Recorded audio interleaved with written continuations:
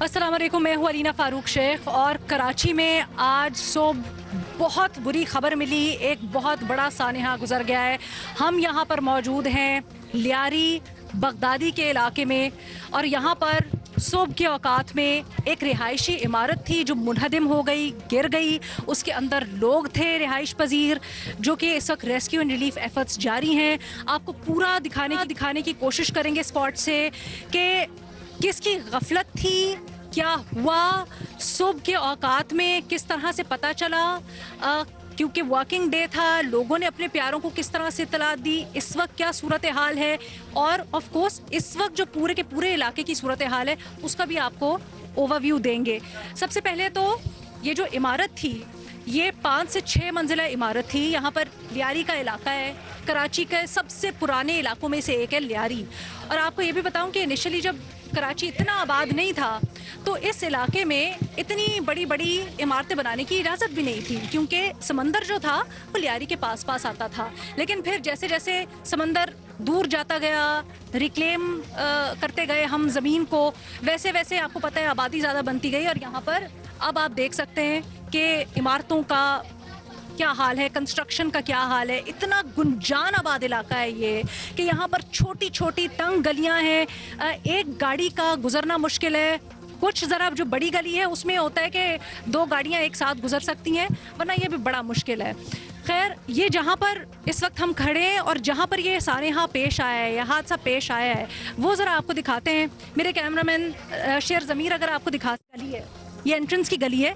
यहाँ से सीधा जाकर थोड़ा वॉक करनी पड़ती है आपको 5 से 6 मिनट, और उसके बाद जहाँ पर वो एक आपको गाड़ी नज़र आ रही है के इलेक्ट्रिक की, वहाँ से अगर आप उल्टे हाथ मुड़े तो अंदर एक कंपाउंड है। ये जो इमारत गिरी है ये बेसिकली कंपाउंड के अंदर एक रिहायशी बिल्डिंग थी।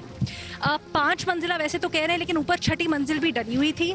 हमें जो बताया जा रहा है, अभी यहाँ पर हमने हुकाम से, इंतज़ामिया से बात की है, वैसे तो 3 मंजिला से ऊपर यहाँ पर बनाने की इजाज़त नहीं है, लेकिन आपको पता है किस तरह से गैर कानूनी तौर पर बिल्डर्स बना लेते हैं, ऊपर माले डाले जाते हैं और उसके बाद उसमें लोग भी रिहाइश पजीर हो जाते हैं। कुछ ऐसा ही हुआ इस बिल्डिंग में भी, जिसमें 5 फ्लोर्स डले हुए थे और एक फ्लोर के ऊपर 3 अपार्टमेंट्स थे जिसके अंदर फैमिलीज रिहाइश पजीर थी। बताया जा रहा है कि कुछ अर्सा पहले इनको SBCA की तरफ से नोटिस मिला था। पूरे कराची शहर के अंदर बहुत सी ऐसी बिल्डिंग्स हैं जो कि खस्ता हाल हैं, मखदूश हैं, और SBCA उनको नोटिस देता है कि आप ये बिल्डिंग खाली करें, ये रहने के काबिल नहीं, या अगर वो किसी ऑफिस की कमर्शियल इमारत है तो यहाँ पर आप नहीं रह सकते, यहाँ पर बिजनेस नहीं कर सकते, इस बिल्डिंग को खाली करें। ऐसा ही हुआ इस बिल्डिंग के साथ भी कि इसको नोटिस दिया गया, लेकिन इसके ऊपर भी मुतज़ाद इतलात आ रही हैं। इतलात ये हैं कि रिहायशी जो यहाँ पर मौजूद हैं, कुछ को पता नहीं है उस नोटिस का, कुछ को मिला नहीं है, और सबसे बड़ा इसमें अलमिया ये है कि अगर नोटिस मिला भी और कुछ महीने पहले जैसे कि दावा हो रहा है, तो फिर इन्फोर्समेंट किसने करानी थी? इस सवाल का हम कोशिश करेंगे कि आगे जाकर जवाब भी लें हुकाम से कि एग्जैक्टली हो क्या रहा है कराची में। आपको पता है आए दिन हम सुनते हैं कराची में एक के बाद एक बिल्डिंग गिर जाती है। अभी हमारे पास जो कुछ रिसर्च की हमने, मई के अंदर बिल्डिंग गिरी, अभी कुछ दिन पहले जो बारिश हुई है उसमें भी ऐसा ही हुआ कि खस्ता हाल इमारत थी, उसकी छत गिरी और उसमें फैमिली नीचे दब गई। यहाँ पर भी इसी तरह हुआ। बताया जा रहा है कि सुबह तकरीबन 9:30 बजे के बाद यहाँ पर झटके महसूस हुए बिल्डिंग के अंदर। जो रिहायशी हैं उन्होंने कुछ ने अपने प्यारों को कॉल की जो दफ्तर गए हुए थे, उन्होंने उनको बताया कि इस तरह से झटके महसूस हो रहे हैं। कुछ भाग निकले बिल्डिंग के अंदर से अपनी जान बचाने के लिए। बट उसके बाद क्या हुआ? उसके बाद ये हुआ कि एकदम से इमारत कोलैप्स कर गई। काफ़ी फैमिलीज जो अंदर थी वो मलबे तले दब गई। अभी कुछ देर पहले हम अंदर भी गए, जाके देखा कि बिल्कुल मलबा पड़ा है, दबा पड़ा है सारा कुछ। कोशिश तो यहाँ पर हो रही है। यहाँ पर 1122 रेस्क्यू भी है, यहाँ पर छिपा ईदी की जो रज़ाकार हैं वो भी मौजूद हैं, यहाँ पर SSU भी हैं, यहाँ पर अपनी मदद आपके तहत जो इलाका मकीन है वो भी मौजूद हैं और कोशिश कर रहे हैं कि किसी तरह से जो अंदर दबे लोग हैं उनको निकाल लिया जाए। अभी तक की इत्तलात के मुताबिक आवाज़ें तो नहीं आ रही थी नीचे से, लेकिन उम्मीद अभी भी यहाँ पर यही कर रहे हैं जो प्यारे बैठे हैं, जो मुतासिरीन के लवाहिकीन बैठे हैं कि शायद कोई उम्मीद हो जाए। अब से कुछ देर पहले हमारे सामने यहाँ से एक लाश भी निकाली गई है, जिसके बाद टोटल हलाकतों की तादाद 8 हो गई है और बताया जा रहा है कि 25 से ज़ायद लोग अभी भी नीचे हो सकते हैं। ये भी मुतज़ाद इत्तलात आ रही हैं कि जब SPCA ने कुछ महीने पहले यहाँ पर नोटिस दिया तो कुछ जो मकीन थे वो छोड़ चुके थे, वो खाली कर चुके थे फ्लैट्स, लेकिन कुछ मकीन थे जो अभी भी यहाँ पर रिहाइश पजीर थे जिनके साथ ये हादसा पेश आया। फिर इस इमारत के गिरने से जो उसके बिल्कुल साथ वाली इमारत है उसको भी बड़ा नुकसान पहुंचा है और उसमें भी हमने देखा कि कमरों के अंदर गड्ढे पड़े हुए थे। उनका जो पूरा जीने वाला एरिया है यानी सीढ़ियों वाला जो एरिया है वो भी पूरा दब चुका था। तो ये भी एक बहुत बड़ा अलमिया है। अच्छा जी, थोड़ा सा आपको ये भी बताते हैं क्या हो रहा है। ये जो लियारी का इलाका है वैसे तो बहुत ही गुंजान आबाद इलाका है, बिल्डिंग के ऊपर बिल्डिंग चढ़ी हुई है, लेकिन अगर आप इस गली में ख़ास तौर पे देख लें आपको समझाने के लिए कि एग्जैक्टली है क्या, ये जो इनका मोहल्ला और गली है यहाँ पे आप देखें कितनी पतली गली है और जो इमारतें यहाँ पर बनी हुई हैं ये इतनी पुरानी इमारतें हैं कि वैसे ही खस्ता हाल इमारतें हैं। ऊपर से इनके अंदर कोई चेक इन बैलेंस, कोई बिल्डिंग कंट्रोल नहीं है। हमें बताया गया है कि यहाँ पर मेंटेनेंस वगैरह का कोई काम नहीं है। हमें बताया गया है यहाँ पर कोई चेक इन बैलेंस नहीं रखता कि क्या हो रहा है क्या नहीं हो रहा है। SBCA वाले वो रिवायती अपनी कार्रवाई करते हैं पेपर्स में दिखाने के लिए कि हमने कह दिया ये इमारत खस्ता हाल है, इससे ज़्यादा कुछ नहीं। लेकिन उससे बड़ा अलमिया क्या है, ये जो नई रिहायशी इमारत, ज़मीन प्लीज़ ये दिखाइएगा, ये कुछ जो नई रिहायशी इमारतें यहाँ पर बन रही हैं पुरानी बिल्डिंग्स को गिरा के, जैसे ये 80 गज़ के प्लॉट पे बनी हुई रिहायशी इमारत है, इतनी पतली है और इतनी लंबी इमारत है, इसके ऊपर कम से कम ये 6 से 7 मंजिला इमारत है। इसको चेक करने वाला कोई नहीं है कि जो बिल्डर्स हैं ये किस तरह से इमारतें बना रहे हैं, इनके ऊपर क्या क्वालिटी कंट्रोल है। आपको पता है कुछ अरसा पहले कराची में किस तरह ज़लज़ले के झटके भी महसूस किए जा रहे थे और उसके आफ्टर शॉक्स भी आ रहे थे। उसके बाद भी हमने सुना कि काफ़ी इमारतों को नुकसान पहुंचा है। अब इस तरह की अगर इमारतें होंगी जिसमें कोई बिल्डिंग कंट्रोल नहीं होगा, कोई देखने वाला नहीं होगा कि SOPs फॉलो हुए या नहीं हुए, तो फिर ये जो हादसात, ये जो सानेहा हमने आज देखा है, इस तरह के सानेहात जन्म लेते रहेंगे। हम हर दफ़ा आपको रिपोर्ट करते हैं जब कोई सानेहा होता है ये मामला उठता है और उसके बाद दब जाता है, क्योंकि इन्फोर्समेंट सबसे बड़ा मसला है। कोई इसको फॉलो थ्रू करने वाला नहीं है। हुकाम आते हैं, आज भी हमें बताया गया यहाँ पर मेयर कराची भी आए, यहाँ पर सईद गनी साहब भी आए, यहाँ पर उन्होंने बात भी की, लेकिन उसके बाद आगे क्या उसके ऊपर कोई एक्शन होगा? आने वाले दिनों में मज़ीद पूरे कराची में जो इमारतें हैं उनके लिए क्या एक्शन होगा, इसके बारे में हमें ताहाल कुछ नहीं पता है। आज सुबह से लेके शाम तक क्या होता रहा हम आपको ये भी बताएंगे।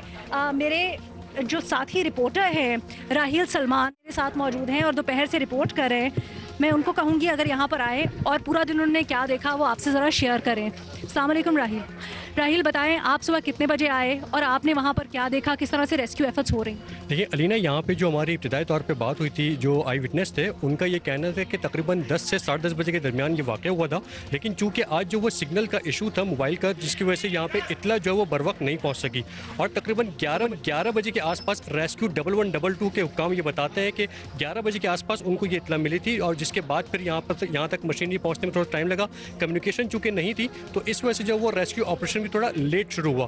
बहरहाल जब तक यहाँ पर पहुँचे तो उस वक्त तक बिल्डिंग कोलैप्स कर चुकी थी। उसके बाद फिर रेस्क्यू का अमल शुरू किया गया, भारी मशीनरी मंगवाई गई, इवन के यहाँ पे अभी लोकेटर भी मंगवाए गए और उसके बाद फिर वक्तन फ़वक्तन लाशें यहाँ से निकलती चली गई। अभी रेस्क्यू 1112 के हुक्काम इस बात को कन्फर्म करते हैं कि 8 अफराद इसमें हलाक हो चुके हैं और उनकी लाशें यहाँ से निकाली जा चुकी हैं, जबकि अभी भी मलबे में मजीद कई अफराद के दबे रहने की जो है इतलात हैं। यहाँ पे कुछ फैमिलीज़ हैं जो कि ये क्लेम करती हैं कि उनके जो है अभी भी कई अफराद इस बिल्डिंग के डेब्रिज के अंदर मौजूद हैं। उन्हें भी निकालने का ऑपरेशन इस वक्त यहाँ पे जारी है। रेस्क्यू वर्कर्स यहाँ पर मौजूद हैं, पुलिस और रेंजर्स की भारी नफरी है। उसके बाद फिर यहाँ पे इलाके की बिजली भी जो है कि इलेक्ट्रिक यहाँ पे जो है वो मुनक़ता कर दी गई थी, डिस्कनेक्ट कर दी गई, ताकि उनको रेस्क्यू वर्कर्स को किसी भी किस्म का कोई प्रॉब्लम का सामना ना करना पड़े। अच्छा, अब ये एक बहुत बड़ा कंसर्न है क्योंकि इस वक्त आप देख भी सकते हैं कि सूरज ढल रहा है, तकरीबन ढल ही चुका है और कुछ देर बाद लाइट ख़त्म हो जाएगी। यहाँ पर बिल्कुल लाइट, अंदर रेस्क्यू एंड रिलीफ के लिए लाइटों का इंतजाम कम अज़ कम मुझे तो नहीं नज़र आया। राहिल, क्या आपने देखा है, आपके हुकाम से बात हुई, उन्होंने क्या प्लान बनाया है रात को रेस्क्यू ऑपरेशन जारी रखने के? देखिए, जब भी इस किस्म की कोई सिचुएशन होती है तो कभी भी जो है वो इसको ऑपरेशन को रोका नहीं जाता। इससे पहले भी हमने कई इस तरह के डिजास्टर जो है वो कवर किए हैं। तो जैसे ही शाम ढलती है तो यहाँ पे जनरेटर्स का इंतजाम कर दिया जाता है। और अभी भी मेरे यहाँ पे काम से बात हुई तो उनका ये कहना था कि जनरेटर्स यहाँ पे पहुँचाने का अमल शुरू कर दिया। एक हमने देखा भी कि एक जनरेटर यहाँ पर पहुँच चुके हैं, जबकि मजीद जो यहाँ पे मंगवाए जा रहे हैं ताकि किसी भी किस्म का ऑपरेशन जो है ना वो ना रुक सके। क्योंकि डेब्रिस के अंदर अगर कोई मतलब इस वक्त कहा तो नहीं जा सकता कि कई घंटे बीत चुके हैं और अंदर कोई जिंदा होगा, लेकिन बहरहाल हो सकता है कि शायद कोई अंदर जिंदा मिल जाए। तो इसी वजह से रेस्क्यू ऑपरेशन कभी भी रोका नहीं जाता। लाइट का यहाँ पे इंतजाम कर दिया गया है और उसके बाद ये ऑपरेशन जारी रहेगा। लेकिन यहाँ पे जो डेब्रिस की सूरत हाल है और हुकाम भी ये बताते हैं कि अभी इसको मजीद कई दिन लग जाएंगे यहाँ से डेब्रिस रिमूव करने में भी। अच्छा, अभी तक तीसरे फ्लोर पर पहुंचे हैं, ये भी अपने देखने वालों को बताते चले। 5 मंजिला या 6 मंजिला इमारत थी, ऊपर से मलबा हटाया गया और तीसरे फ्लोर तक पहुंचे हैं अभी। जी बिल्कुल ऐसे ही है कि अभी जो है वो जो नीचे से जो जब वो पिलर्स वगैरह देखे जो जब डेब्रिस रिमूव किया तो वहाँ तक जो बताते हैं कि अभी सिर्फ और सिर्फ 3rd फ्लोर तक पहुँचे। लेकिन अभी जब तक वो मुकम्मल तौर पर उसको मुनातिब नहीं कर दिया जाएगा, जो पिलर्स अभी भी नीचे मौजूद है, तो उसके बाद ही वहाँ से फिर बॉडीज़ या जो अगर कोई जिंदा है तो उसको निकाला जा सकेगा। उससे पहले ये मुमकिन है नहीं। लेकिन इस तरह के ऑपरेशन में बहुत ज़्यादा वो प्रॉब्लम होती है। यहाँ पे लोग बहुत ज़्यादा जमा है, बहुत कंजस्टेड एरिया है, पतली पतली गलियाँ हैं और भारी मशीनरी को भी यहाँ पर लाने में टाइम लगा। और चूँकि ज़ाहिर है कि जैसे कि मैंने इससे पहले ही बताया कि चूँकि कम्युनिकेशन का इशू था, आज सिग्नल्स का बड़ा प्रॉब्लम था और कम्युनिकेट नहीं हो सकता, इस वजह से भी यहाँ पे जो है वो बड़ा प्रॉब्लम रहा। और अभी भी हमारी हुक्काम से बात हुई तो वो यही बताते हैं कि मशीनरी बहरहाल मंगवा ली, लेकिन जो दीगर जो चीज़ें उनको चाहिए तो उसमें थोड़ा सा प्रॉब्लम आ रही है। क्या चीज़ें चाहिए? अभी जैसे जनरेटर का मैंने आपको बताया कि जनरेटर उनको चाहिए था, उसके बाद फिर रात में जो है वो जनरेटर में जाहिर है कि वो अपना जो फ्यूलिंग होती है उसकी वो चीज़ें चाहिए और दीगर चीज़ें रेस्क्यू वर्कर्स। लेकिन राहिल, अब तो काफ़ी घंटे गुजर गए हैं, अब तो चीज़ें स्मूथ नहीं हो जानी चाहिए। अब तो पता भी है कि कम्युनिकेशंस का ब्लॉकेड है, तो किसी को इस तरह से कोई इंतज़ाम इस्टेब्लिश कर लेना चाहिए।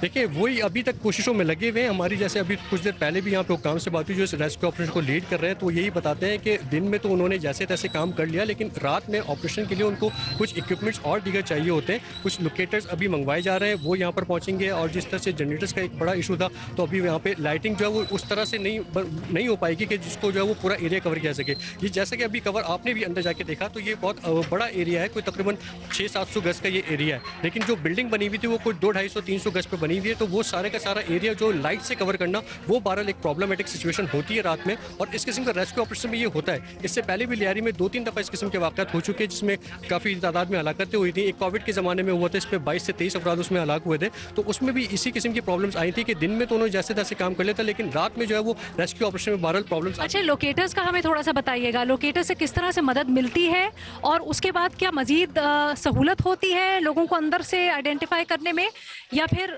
उसके बाद हाथ से काम करना पड़ता है एक सर्टेन लिमिट के बाद जाके, और जो हैवी मशीनरी हम अंदर देख रहे थे वो फिर काम नहीं करती? देखिए, लोकेटर जो होता है वो बेसिकली वो थर्मल सेंसर को वो डिटेक्ट करता है। तो अगर डेब्रिस के अंदर कोई उसको ऐसे कोई सेंसर मिलते हैं तो फिर उस खास उसी पिन पॉइंट पे जाके फिर वो काम करते हैं। लेकिन चूंकि अभी अभी तक पहुंचे नहीं है, मंगवाए ज़रूर है लेकिन अभी तक पहुंचे नहीं है। वो काम ये बताते हैं कि जब वो आ जाते हैं तो उससे जो है वो ज़रा ज़्यादा आसानी हो जाती है रेस्क्यू ऑपरेशन में। वरना तो उन्हें पूरा एरिया, वो जितना बड़ा भी डेब्रिस फैला हुआ होगा, उस पूरे एरिया को ही उन्हें सर्च करना पड़ता है, उसी को डिगिंग करनी पड़ती है। सुबह से अब तक ये हुआ क्यों नहीं? लोकेटर्स तो फिर पहली चीज़ें जो मंगवा लेने चाहिए।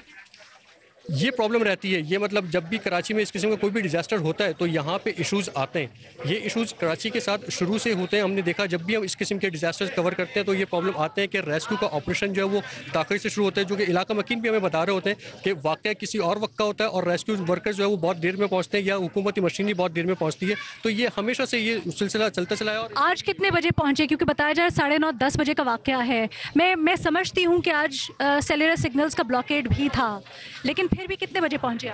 देखिए, जो हमारी रेस्क्यू 1112 काम से बात हुई तो वो ये बताते हैं उनको 10:53 पर पहले टेलीफोन कॉल रिसीव हुई कि इस हादसे के बारे में उन्हें पता चला। उसके बाद फिर उन्हें यहाँ लोकेशन तक पहुँचने में प्रॉब्लम हुई और फिर वर्कर्स तो यहाँ पे पहुँच गए, लेकिन ज़ाहिर है कि चूँकि डेब्रिस वो हाथों से नहीं उठाया सकता, उसमें प्रॉब्लम होती है। वर्कर यहाँ पे लगे हुए, उसके लिए मशीनरी चाहिए होती है। मशीनरी को कॉल करने में ज़ाहिर है कि वो प्रॉब्लम हुई, मोबाइल सिग्नल्स नहीं थे। उसके बाद फिर जब मशीनरी यहाँ पर पहुँची भी है वो भी लेट पहुँची, तो उसके बाद फिर ये तंग गलियों में जो है उनको यहाँ तक इस कंपाउंड के अंदर लाना पड़ा। मुझे एक और चीज़ बताइएगा, अब तो बड़े अफसोस के साथ कहना पड़ रहा है कि आए रोज़ इस तरह के वाक़यात हो जाते हैं और लियारी के एरिया में ख़ास तौर पर। अब क्या हमारे पास यानी सरकार के पास, सिंध हुकूमत के पास इस तरह की मशीनरी, वो जो रेस्क्यू सर्विसेज के लिए इक्विपमेंट चाहिए होती है, पर्सनल चाहिए होती है, एक्सपर्टीज़ चाहिए होती है, वो मौजूद है? या हम ज़्यादातर देख रहे हैं यहाँ पर जो रज़ाकार हैं खुद से भी, और जो ये इंडिपेंडेंट इदारे हैं, वो फलाही इदारे, वो खुद से काम कर रहे हैं, वो एक उनसर उसमें डोमिनेंट आपको नज़र आता है? देखिए, जब भी इस किस्म का कोई डिज़ास्टर होता है तो सबसे पहले जो रेस्क्यू के दो बड़े इदारे हैं कराची शहर में, एक चीपा फाउंडेशन और एक ईदी फाउंडेशन, तो ये दोनों तो फर्स्ट रिस्पॉन्डर होते हैं, अक्सर और बेशतर यहाँ पे देखा गया। उसके बाद फिर सिंध गवर्नमेंट ने एक इदारा बनाया रेस्क्यू 1122 के नाम से, वो भी अब जो है वो काफ़ी एक्टिव नज़र आने लगा है और इस वाक़े के बाद वो भी यहाँ पर पहुँचे थे। इस वक्त भी उनकी टीमें यहाँ पर हैं, लेकिन बड़े अफसोस के साथ, जैसे कि आपने खुद भी कहा कि बड़े अफसोस की बात है कि कराची शहर में इस किस्म का कोई डिज़ास्टर हो जाता है तो रेस्क्यू ऑपरेशन उस तरह से नहीं हो पाता जिस तरह से होना चाहिए। फौरी तौर पर अगर यहाँ पे लोग पहुँच जाते, फौरी तौर पर अगर मशीनरी पहुँच जाती, तो यकीनी तौर पर इस ऑपरेशन को ख़त्म करने में भी उनको जो है वो जल्द से जल्द कर लिया जाता। लेकिन अभी भी यहाँ पे रेस्क्यू ऑपरेशन जारी है और उसमें जो है अभी मजीद कई घंटे दरकार है। कई घंटे दरकार हैं। जैसे अभी आप कुछ देर पहले कहे थे कि इंतज़ामिया ये प्रिडिक्ट कर रहे हैं, तखमीना लगा रहे हैं कि ये आइंदा 1 से 2 दिन भी जारी रह सकता है, लेकिन इस वक्त time is of the essence. ज़ाहिरी बात है जब इस तरह के वाक़यात होते, एक एक मिनट बड़ा कीमती होता है। मलबे तले कोई अगर पॉकेट्स बन गई हैं, कोई मौजूद है, सांसें ले रहा है, ज़िंदा है, उसको रेस्क्यू किया जाना चाहिए। तो जितनी जल्दी से जल्दी हो सके उन तक पहुंचना बड़ा ज़रूरी है। बता रहे थे राहील कि यहाँ पर लोकेटर्स उन्होंने मंगवाए हैं, हम कोशिश करेंगे कि आपको अंदर से भी जाके दिखा सके। दरअसल वहाँ पर क्योंकि रेस्क्यू ऑपरेशन कॉर्डन ऑफ कर रही है सारी की सारी चीज़, तो हम लाइव आपको वहाँ पर नहीं लेके जा सकते, लेकिन हम कोशिश करेंगे आपको साथ साथ मनाज़िर तो आप देख ही रहे होंगे, आपको अब ताज़ा तरीन क्या सूरत हाल है वो भी पहुँचा सके। साथ ही साथ एक बहुत बड़ा यहाँ पर इशू, इस तरह के वाक़यात होते क्यों हैं ये भी जानेंगे एक छोटी सी ब्रेक के बाद। हमारे साथ रहिएगा।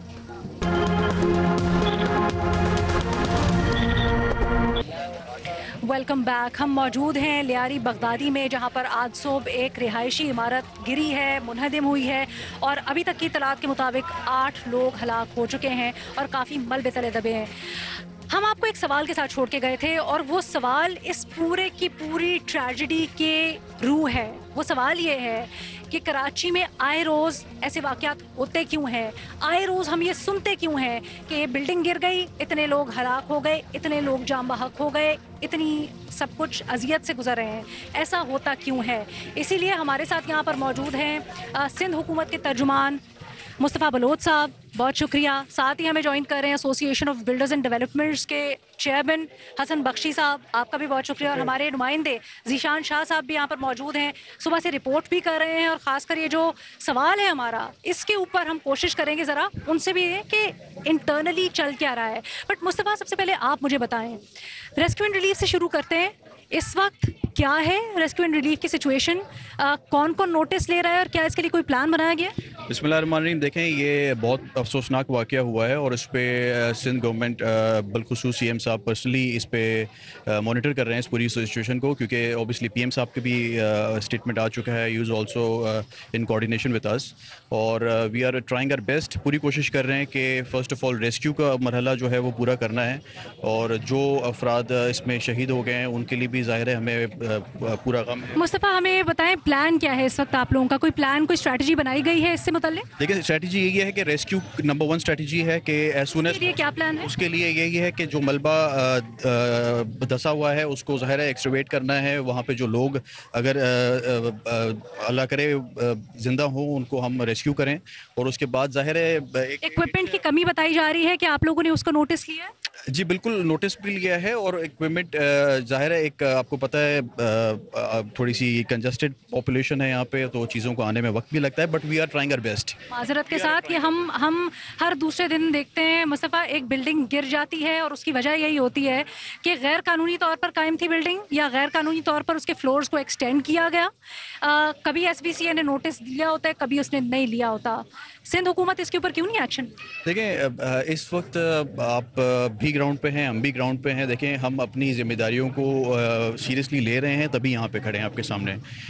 किसी चीज़ से बरी ज़िम्मा नहीं हो रहे, लेकिन इस वक्त इन चीज़ों का आई थिंक टाइम नहीं है। इस वक्त रेस्क्यू का टाइम है। इस वक्त आप भी हमारी सपोर्ट करें इसमें। हम बिल्कुल आपको सपोर्ट करें, हम इसीलिए यहाँ पर आए हैं देखने के लिए कि क्या इंतजाम है। लेकिन जो सवाल है, ताकि आइंदा इस तरह के हादसा ना हो। आई थिंक वो एड्रेस करने का बड़ा ज़रूरी है। बिल्कुल, इस पे सब मिल के बैठेंगे और सबके कंसर्न्स जो हैं, और I think it's a very इस साल के अंदर तीसरा चौथा वाकया है ये, गालिबन तीसरा तो कंफर्म्ड है, फिर भी सब मिलके क्यों नहीं बैठे? बात यह है कि अगर इस पे कंसेंसस डेवलप हो और जो जो इसमें कोताहियां हैं, जो भी कमी पेशियां हैं, उसको हम दूर करेंगे इंशाल्लाह, बिकॉज वी आर ऑब्वियसली लोगों ने ही इलेक्ट करके हमें यहाँ तक पहुँचाया, तो हम लोगों के साथ खड़े रहेंगे चाहे कोई भी इशू हो। बट मुस्तफ़ा, बड़े अफसोस के साथ कहना पड़ रहा है कि लोग यहाँ पर नीचे मलबे के तले दबे हुए और 8 लोग इस वक्त अस्पताल में, उनकी लाशें पड़ी हुई हैं। 1 मिनट साथ ही रहेगा।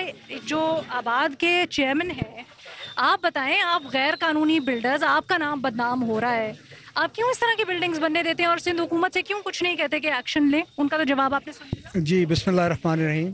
सबसे पहले मैं इंतहाई सख्त अल्फाज में इस इंसिडेंट की मजम्मत करूँगा। और heart goes out with those people who have died और हु गॉट हर्ट। देखिए, 2 किस्म की बिल्डिंगें गिर रही हैं और मज़ीद गिरेंगी। ये मैं आपके चैनल के तवज्जुद से कह रहा हूँ, मज़ीद गिरेंगी। एक वो बिल्डिंगें हैं जो डेंजरस डिक्लेयर हो गई हैं। 600 बिल्डिंगें हैं जिन्होंने अपना लाइफ स्पैन पूरा कर दिया है। ये जो 1940, 50, 60, 70, 80 की दिहाई में बनी।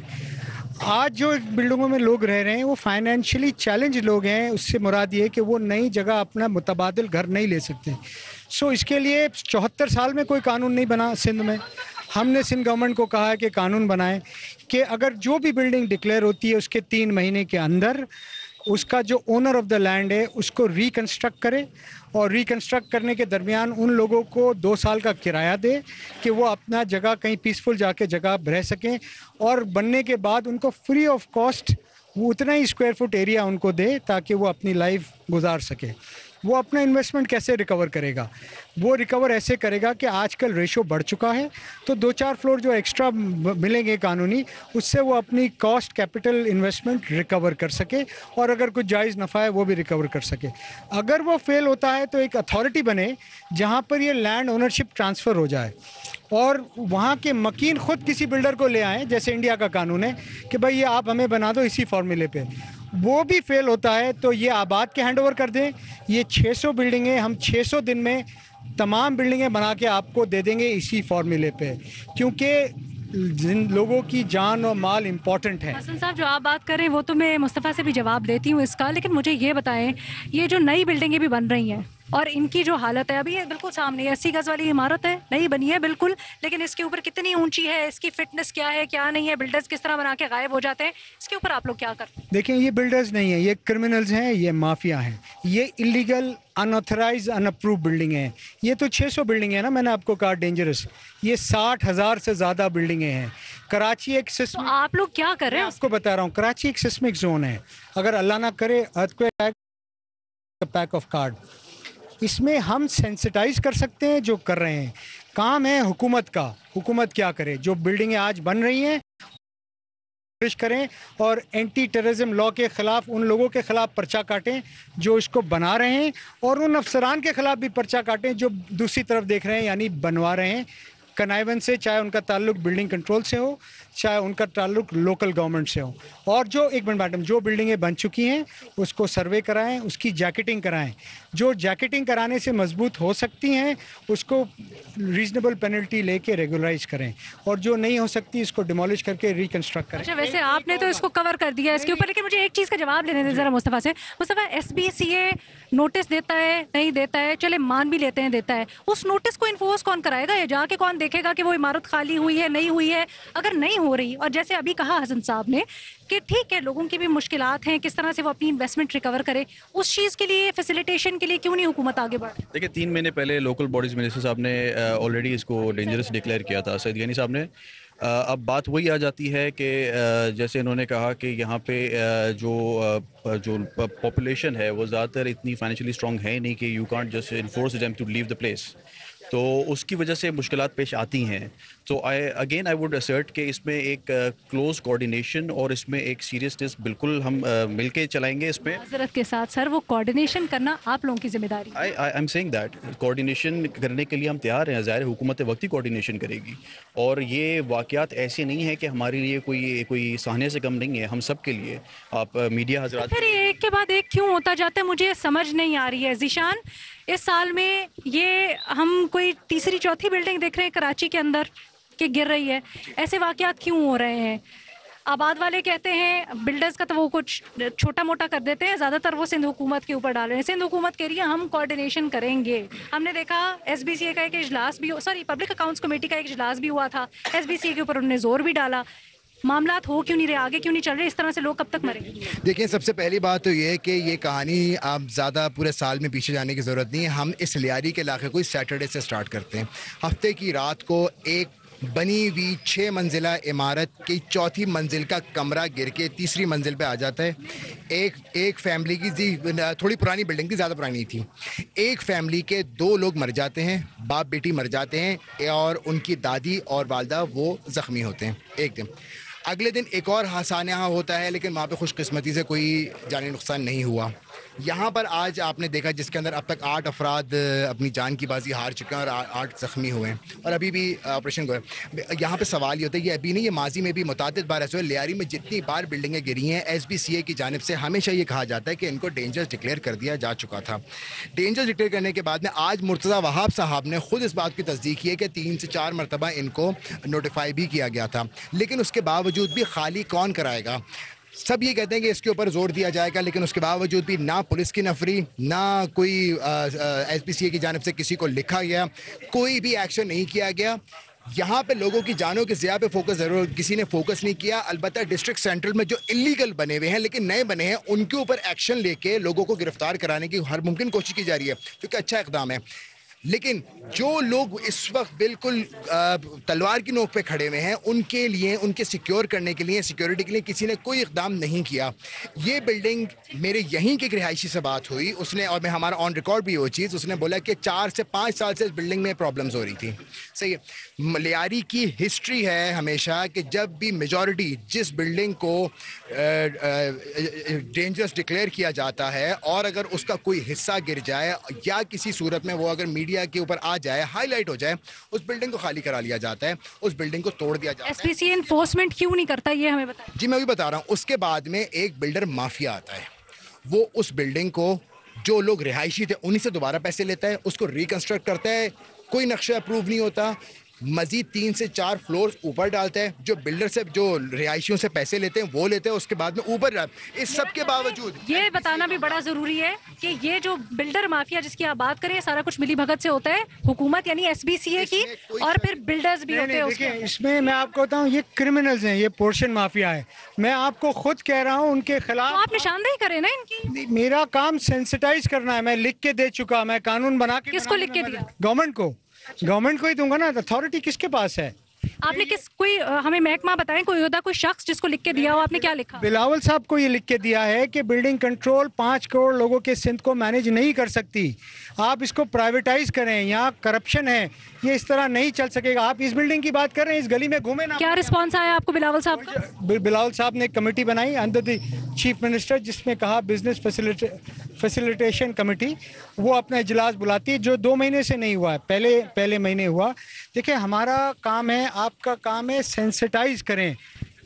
एक कमेटी बनाई, एक सेकंड, एक कमेटी बनाई वजीर आला साहब ने, बिलावल साहब की कहने के बाद उसने काम नहीं किया। 2 महीने से, 1 महीने से इजलास नहीं हुआ, वो क्यों नहीं कर? देखिए, कराची कोई मामूली शहर नहीं, it's a big huge metropolitan city. You can't just expect के आप इतने बड़े शहर में, see I am not defending anything, but point is के तोपों का रुख एक तरफ करना भी is not right.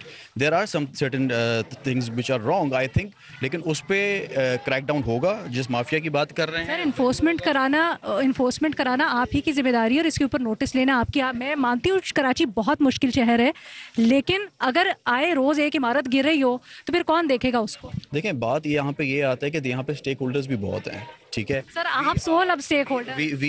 we are but we are taking all the responsibility and we are here and we are trying our best कि ये चीज़ रिपीट कभी भी ना हो। कभी भी हम नहीं चाहेंगे, जिस इलाके से जो हब है हमारा, जो गढ़ है हमारा, हम वहाँ से अब चाहेंगे कि कभी यहाँ पे जो है वो एब्सोल्युटली, मैं आपकी नीयत पे बिल्कुल शक नहीं कर रही। मुझे बताएं मुस्तफ़ा, मुझे बताएं। हाँ जीशान, आज इतना बड़ा सानहा हुआ, एक बिल्डिंग गिर गई, लोग मर गए। सिंध बिल्डिंग कंट्रोल अथॉरिटी की बिल्डिंग में कुल मिला के 3 लोग आए हुए थे, और ये रोज़ का मामूल है कि जब वहाँ पे जो अमला है वो आता ही 4 बजे के बाद है। तो ऐसे अमले से आप क्या एक्सपेक्ट करते हैं कि ये प्रैक्टिकली सिर्फ सर्टेन लेवल पे एक जो उनकी रिक्वायरमेंट्स हैं सिर्फ वो पूरी करते हैं, वो पूरी करवाते हैं। टेक्निकली जो करप्शन है, जो ये सारी जान का ज़या हुआ है, वो चीज़ साफ नज़र आ रही है। पूरी बिल्डिंग कंट्रोल में 3 लोग थे, कोई इसके ऊपर जवाब देने वाले थे। लोगों को ये नहीं पता, डीजी लेवल के ऑफिसर्स को ये नहीं पता कि बिल्डिंग का नंबर क्या था। हम तो जवाब लेंगे मुस्तफ़ा से। ज़ीशाना बिल्कुल सही निशानदेही कर रहे हैं, हम मुस्तफ़ा से जवाब लेंगे। मुस्तफ़ा, आप हमें बताएं, आज एग्जैक्टली इसके बाद जब पता चला है कि इस हफ्ते के दौरान, इस महीने के दौरान, इस साल के दौरान कितना नुकसान हुआ है लोगों का, क्या सोचा गया आगे?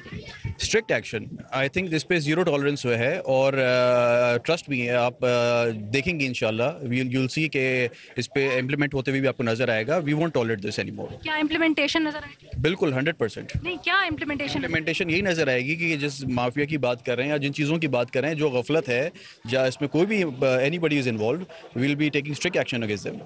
ठीक है जी, आपने सुना, यहाँ पर आबाद के चेयरमैन भी थे, वो अपनी ही एंगल से इसके ऊपर बात कर रहे थे। हुकूमत सिंध के तर्जुमान जो थे वो अपना मौक़िफ़, लेकिन माजरत के साथ जो रिस्पॉन्सिबिलिटी बनती है, जिस तरह से अभी निशानदही हुई है कि महीनों ही गुजर गए हैं इस मामले के ऊपर, एक के बाद एक बिल्डिंग को हम गिरता हुआ देख रहे हैं, वहाँ पर जानी नुकसान देख रहे हैं। लेकिन क्या होना चाहिए यहाँ पर, जो स्टेप्स होने चाहिए, जो इन्फोर्समेंट होनी चाहिए, जो यहाँ पर एक्चुअली लोगों को देखना चाहिए कि अगर वो खाली नहीं कर रहे तो क्यों नहीं कर रहे हैं, इन जवाब अभी भी हमें कोई नहीं दे पाए, अभी भी हमें कोई सेटिस्फाई नहीं कर पाया है। एक ब्रेक लेते हैं, इसके बाद जो मुतासरीन हैं, वो लोग जिनके प्यारे मलबे तले दबे हुए हैं, वो बाहर किस हालत में बैठे हैं, उनके लिए क्या कोई इंतज़ाम भी किया गया है, नहीं किया जा रहा, उनके लिए कोई सिस्टम है ऐसा कि उनको बुला के, उनको बिठा के, उनको एटलीस्ट अपडेट कर दिया जाए, इसके ऊपर भी एक नज़र आफ्टर ब्रेक।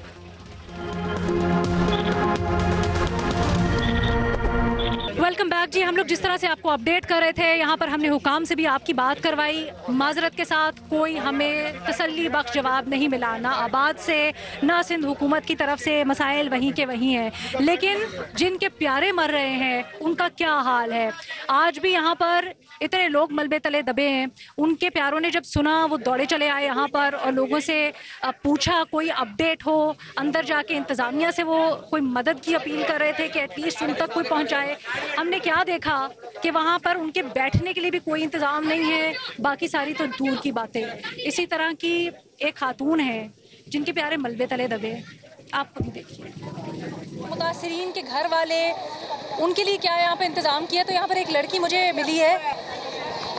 अस्सलाम वालेकुम। मुझे बिल्कुल अच्छा नहीं लग रहा इस तरह से बात करते हुए, लेकिन मैं चाहती हूँ सबको पता चले यहाँ क्या हो रहा है, कौन था अंदर। मेरी अम्मी है, 2 भाई है, 2 भाभी है और एक भतीजी है छोटी सी। मैका है? मैका है। कैसे इत्तला मिली तुम? मैं तो जॉब पे गई थी, वहाँ मुझे फ़ोन आया, वहाँ से मैं भागी हूँ 10 बजे। 10 बजे फ़ोन आया? हाँ, 10:30 बजे मुझे फ़ोन आया। किसका फ़ोन आया? यहाँ मेरी भाभी की बहन रहती है ना, वो उसने मुझे फ़ोन किया, बोले तेरी मम्मी वालों की फ़्लाइट गिर गई है नीचे। मैं वहाँ से भाग कर आई हूँ सुबह को। कितने बंदे थे यहाँ? तो बहुत सारे बंदे थे। घर में कितने बंदे थे? 6 लोग। 6। अबू तो सुबह को जल्दी नहीं उठ के चले जाते बाहर से। अबू है, सही सलामत है, दूसरे सारे ऐसे कुछ पता। अबू कहाँ है? अबू वहीं खड़े है, वहाँ जहाँ मलबा निकाल रहे हैं ना, वहीं खड़े है अबू। कोई खबर दी है? कुछ बता भी नहीं बता रहे हैं ना, कुछ भी थोड़ा बताए ना तो हमें भी तसल्ली हो ना कि भाई हाँ चलो इनकी आवाज़ें आ रही है या कुछ भी हो रहा है।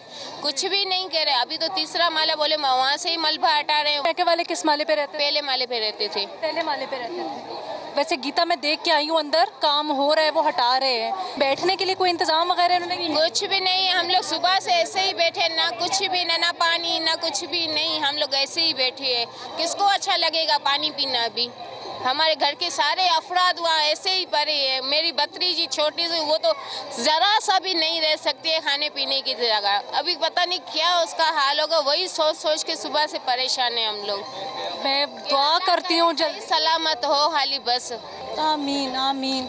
इंतहाई अफसोसनाक मनाजिर थे यहाँ पर। एटलीस्ट जो लवाहिकीन यहाँ पर मौजूद हैं, जो मुतासरीन के प्यारे यहाँ पर मौजूद हैं खैर ख़बर लेने के लिए, पूछने के लिए कि क्या हो रहा है, उनके लिए कम से कम कोई कोऑर्डिनेशन के लिए बंदा ही लगा दे। यहाँ पर जो इंतज़ामिया खड़ी है कम से कम उनके बैठने के लिए कोई जगह बना दें। फुटपाथों पे बैठे हुए हैं बुरे हालात के अंदर। यहाँ से हम आपको अभी इतना ही अपडेट कर रहे हैं। रात हो गई है, दोबारा एक दफ़ा अंदर जाकर जायज़ा लेंगे कि अब रेस्क्यू एंड रिलीफ कहाँ तक पहुँचा है, इस दुआ के साथ कि जल्द से जल्द तमाम तर लोगों को निकाल लिया जाए और कोई मुआवजा हो जाए कि खैर आफियत से ज़्यादातर लोग बाहर निकल आए। इजाज़त दें, अल्लाह हाफ़िज़।